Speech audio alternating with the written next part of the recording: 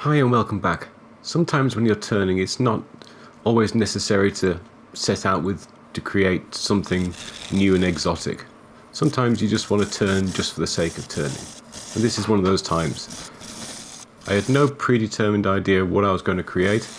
I just chose a blank and started turning. The blank itself was fairly solid. There was a few cracks in the bottom, which I filled with just a little bit of CA glue and a little bit of sawdust. But apart from that, it was just a nice, simple, fun bowl to turn.